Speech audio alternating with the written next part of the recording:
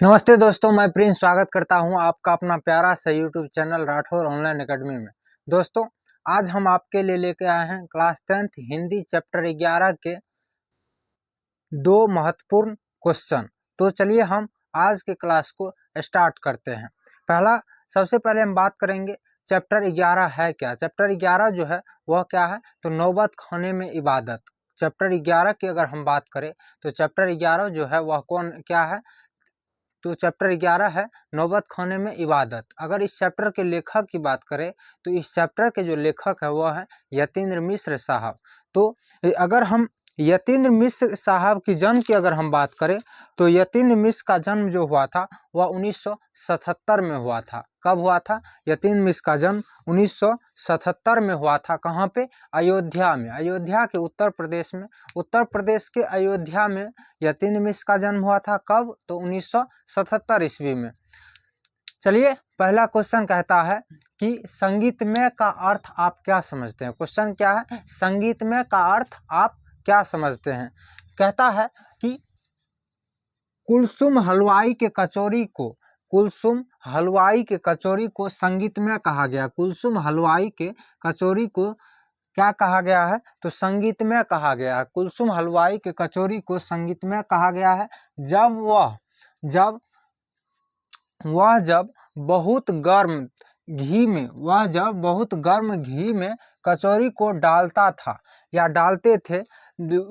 कुलसुम हलवाई जब कचौरी को बहुत गर्म घी में डालते थे तो उस समय छनने की आवाज़ उठती थी। तो उस समय जब वह डालता था कुलसुम हलवाई, तो उस समय जो छनने की आवाज़ उठती थी, तो जिसमें कमरुद्दीन को संगीत में के आरोही अवरोही आवाज़ सुनाई देती थी, जिसमें कमरुद्दीन को संगीत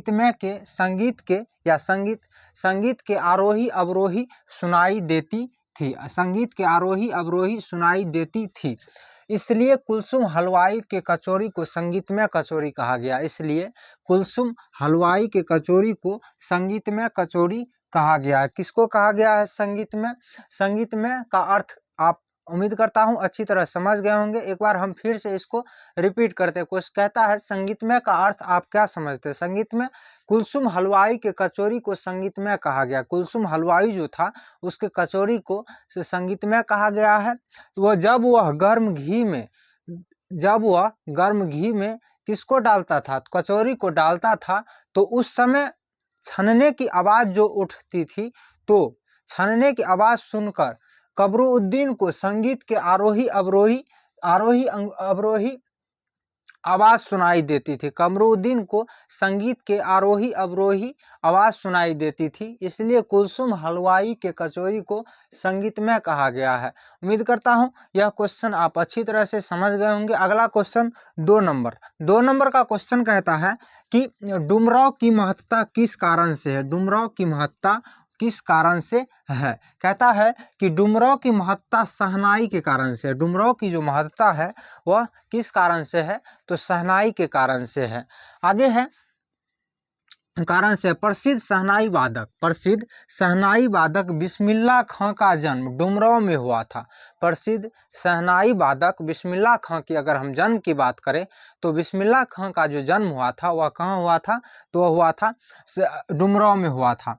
आगे है शहनाई बजाने के लिए जिस रीड का प्रयोग होता है, शहनाई बजाने के लिए जिस रीड का प्रयोग होता है वह विशेष प्रकार की घास, जिस रीड का प्रयोग होता है वह विशेष प्रकार की घास नरकट से बनाई जाती है। विशेष प्रकार की घास नरकट से बनाई जाती है। आगे है कि जो डुमराव में सोन नदी किनारे पाई जाती है। जो नरकट जो पाई जाती थी वह कहाँ पाई जाती थी? तो डुमराव में किस नदी के किनारे? तो सोन नदी के किनारे।